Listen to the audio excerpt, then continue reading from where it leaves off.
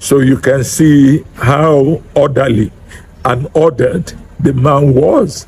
The first one had 8 children, the second had 7 children, the third had 6 children, altogether 21.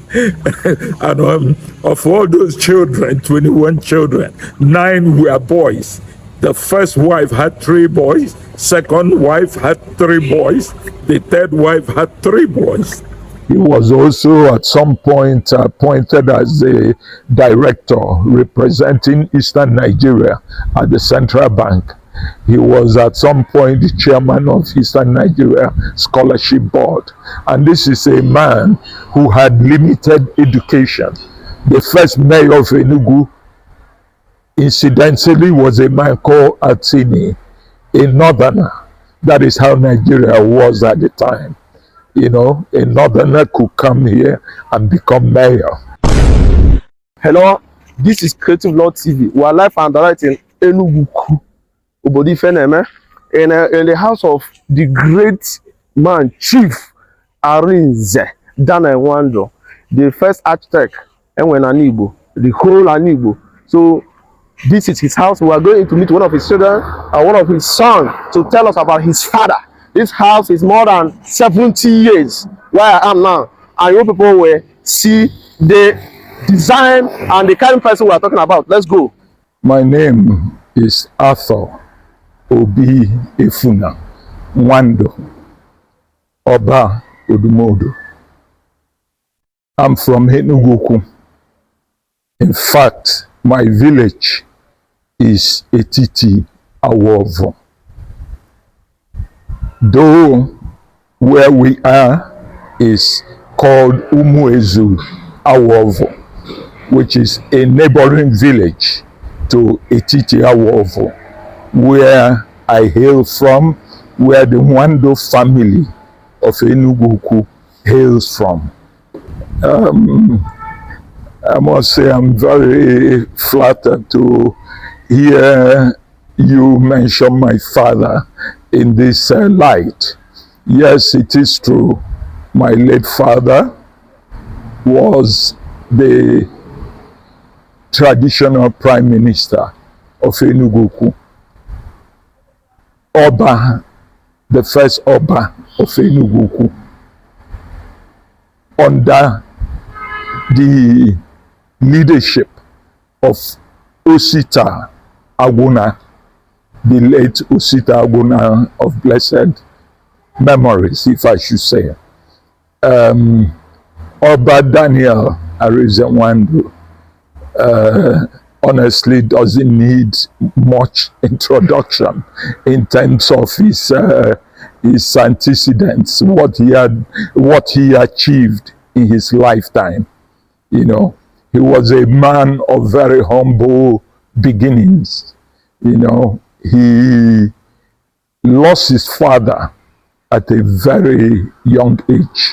One of his uncles, who resided in the north by the name of Fodile, requested that the young Daniel Arinze Nwandu should come over and live with him and study a trade, which of course he excelled, acquitted himself well in trading, manning Fodile's shop. After many years of apprenticeship, so to speak, young Daniel was sent forth, you know, with some money which he carefully managed, put into trade,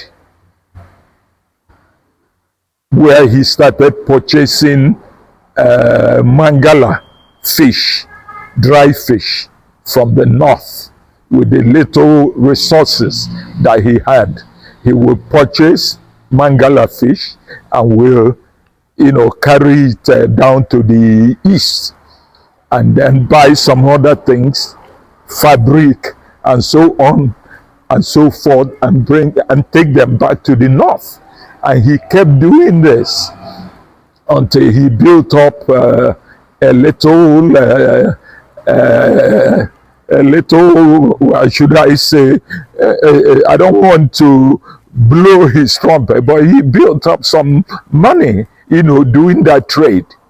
And then he was in the process of doing that recycling, of buying in the north, bringing down to the east, going back again, to and fro.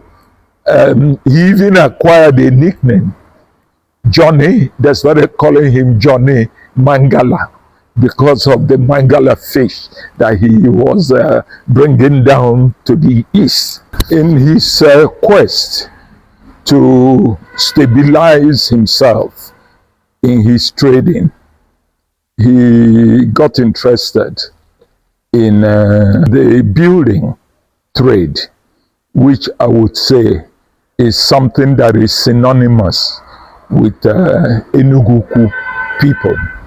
Enugwu-Ukwu people are natural, or should I say intuitive builders.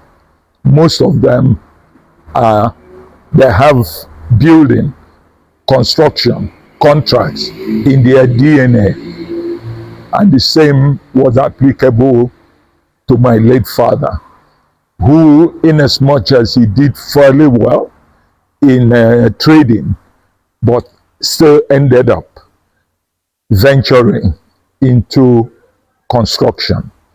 And that is where his forte laid. He did very well with that.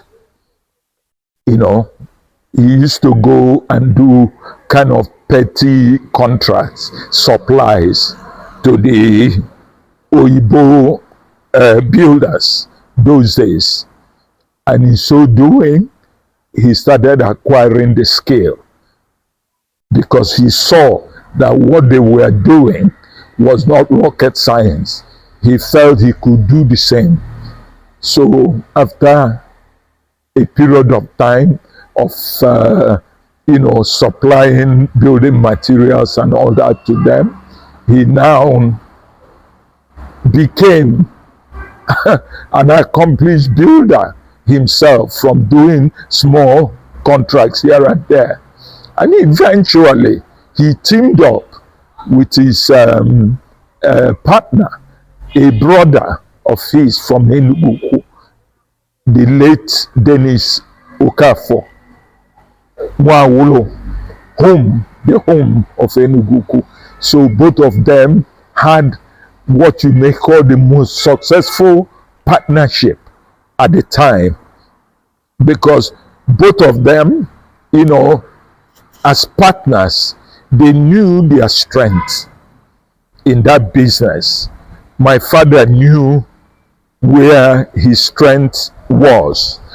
Whom Dennis Okafor knew where his strength was.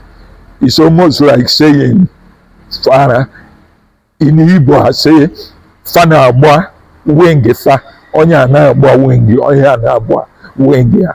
And in so doing, they excelled.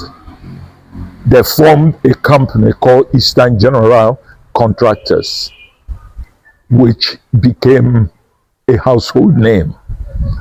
And the EGC, Eastern General Contractors, they did a lot of notable projects in Eastern Nigeria then, including University of Nigeria in Nsukka, Alvan Ikoku College of Education, Owerenta Bridge, Institute of Management and Administration in Enugu, Old Eastern House of Assembly. There are many projects, I can't even remember all of them, and they truly excel. They even vied for the construction of Onitsha Bridge, which the French company won. The French company by the name Dumas They were the ones that got that project, you know. Dumas vied for it. I think Micheletti also vied. Eastern General Contractors vied, but eventually they gave the project to Dumas based on the fact that they had the technical expertise more than the others. That is how it happened. So Oba Nwandu, in his doing construction, also got interested in other things. He had a factory that was producing paint. He was also at some point appointed as the director representing Eastern Nigeria at the Central Bank. He was at some point the chairman of Eastern Nigeria Scholarship Board. And this is a man who had limited education in terms of formal education, but then he was self-taught. I remember when we were young, you know, there was a man who always came to the house, and then he was introduced to us as our daddy's teacher. He used to come and tutor our father in rudimentary business and other things, you know. My father was also that kind of person who was quick to learn. You know, once he sets his eyes on something or he's focused on something, it doesn't take him long to grasp that thing, no matter how complex or complicated it may be. You know, that is the man, Daniel Arinze Nwandu. Daniel Nwandu, apart from being a good builder and a businessman, also at some point ventured into politics, where he contested for the head of the municipal council in Enugu and became the mayor, the Lord Mayor of Enugu, the capital of Eastern Nigeria at the time. I remember he contested against a local, a son of Enugu at the time, a man called Byron Onyama, a British trained lawyer. Byron lost in that election to Daniel Arinze Nwandu, who became the last mayor before the Nigerian Civil War. The first mayor of Enugu, incidentally, was a man called Atini, a northerner. That is how Nigeria was at the time. You know, a northerner could come here and become mayor. You know, thereafter, Daniel Nwandu took over the mayoral seat after his tenure. And then it was at the time the war, the Nigerian Civil War came, that his tenure was truncated.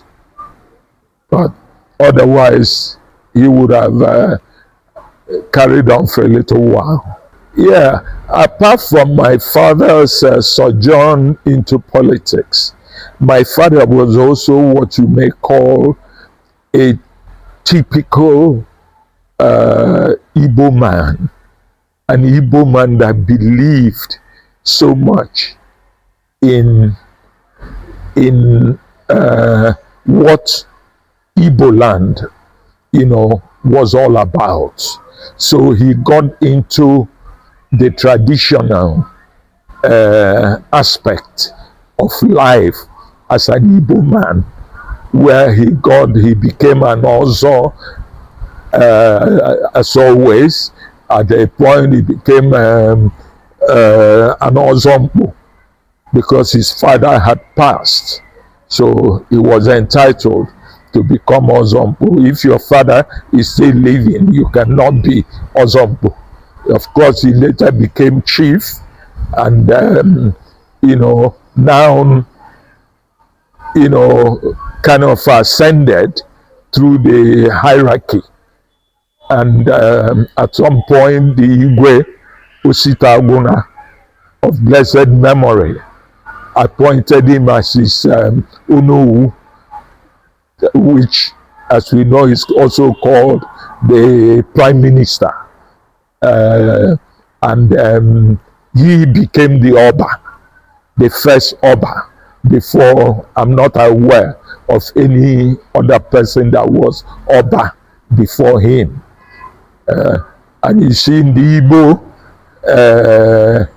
Igbo language, I think Oba means a man of wealth.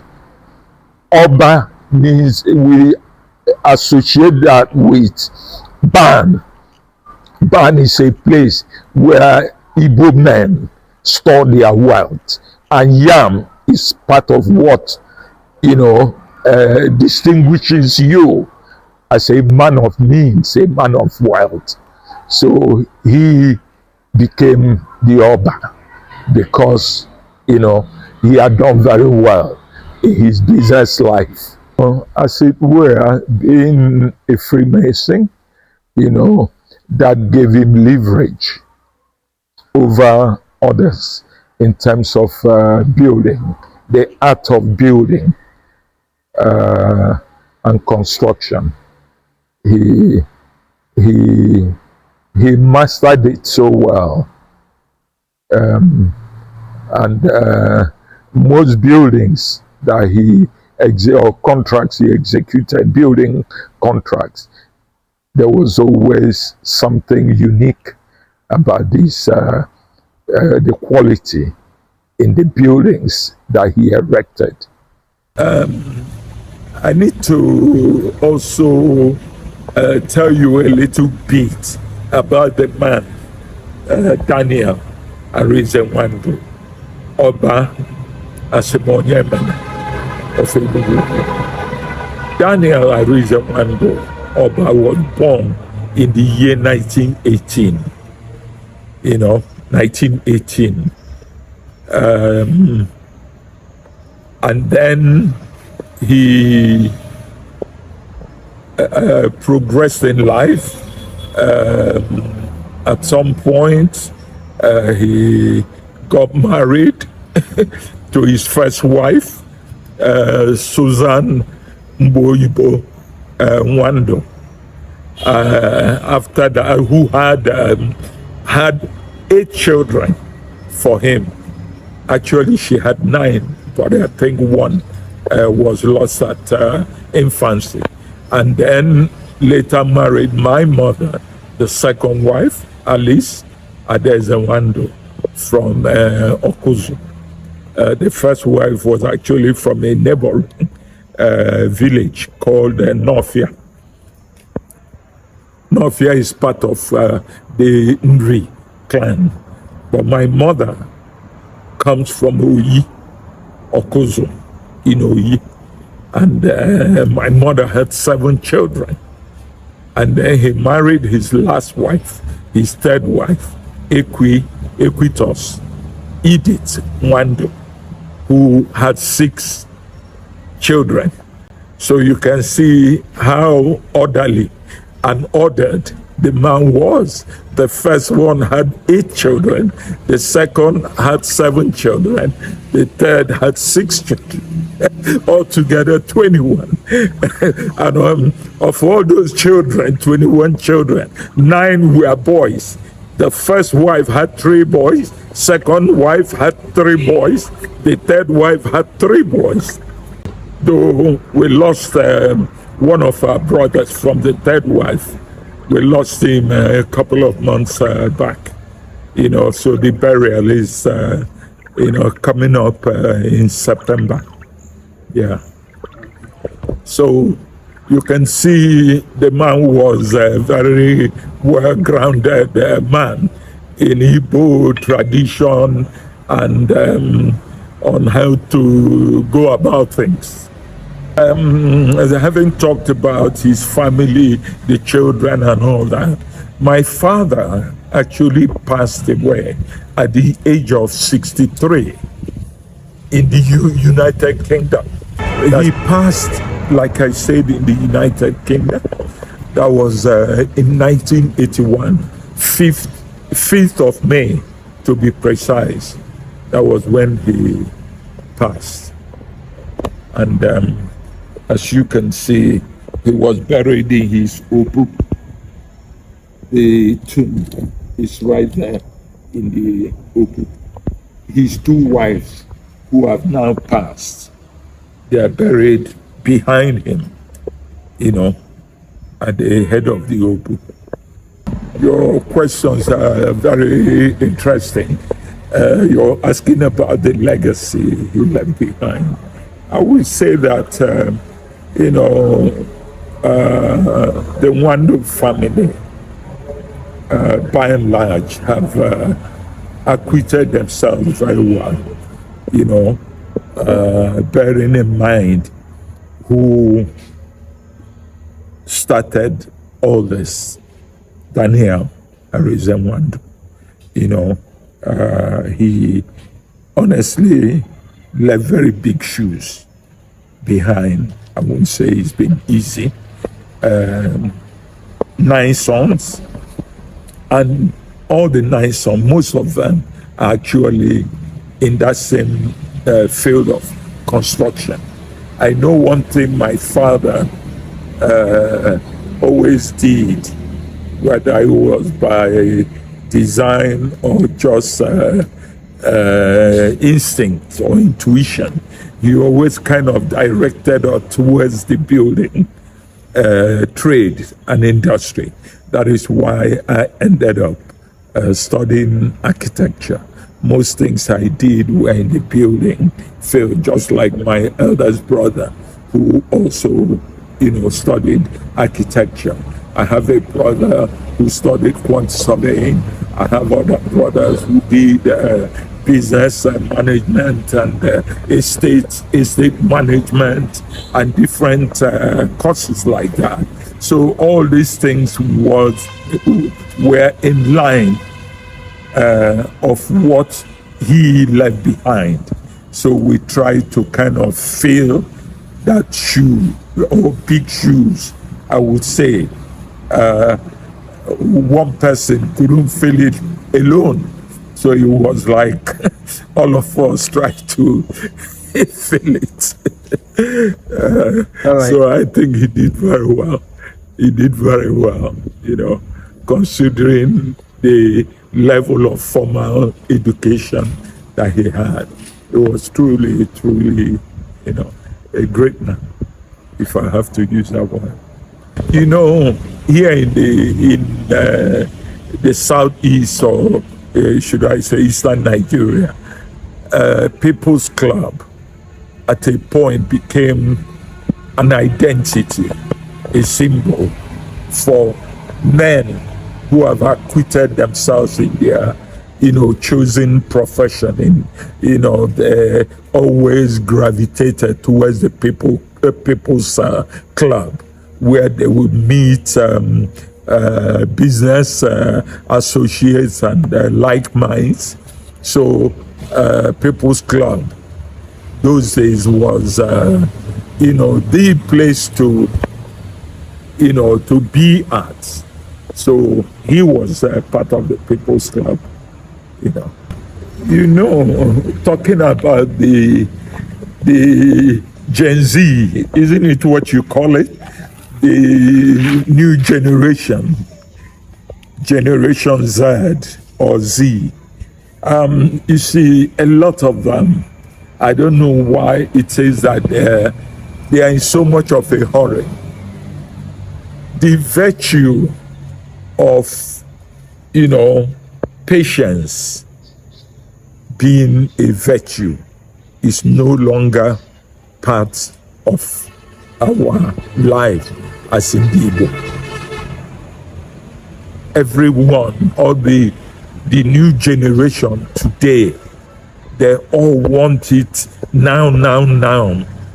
Quick fixes. And anytime somebody is going for quick fix, it comes with a lot of challenges, a lot of issues, because you're likely to get stuck somewhere because you want to do it so quickly, run faster than your legs can carry you. That is our pain today as Igbo. We don't have that patience. Once upon a time, every Igbo man wanted to first be under tutelage. We want to serve. There's honor in service. That's why in Igbo language we say onye fe eze eluya. But these days people don't believe in ife eze. No, they answer all sorts of names that demeans, this very intrinsic aspect of the Igbo life. They answer funny names of Keneze, and funny names like that. They forget that when you pay your dues in service, that God will uplift you, will raise you up high. I don't know what to say, but I still believe that there is hope for the Igbo people, the young Igbos, if they have to, kind of retrace their footsteps and start to do things the proper way, one step at a time, not 2 or 3 steps at a time. It doesn't work. You will always, end up with multiple challenges when you do that. That's why so many of our youth today, they die before their time because they want to, make it so quickly, get rich quick syndrome. It's a bad thing. And we must try and, remove that from our daily lives and our existence. That's what I think.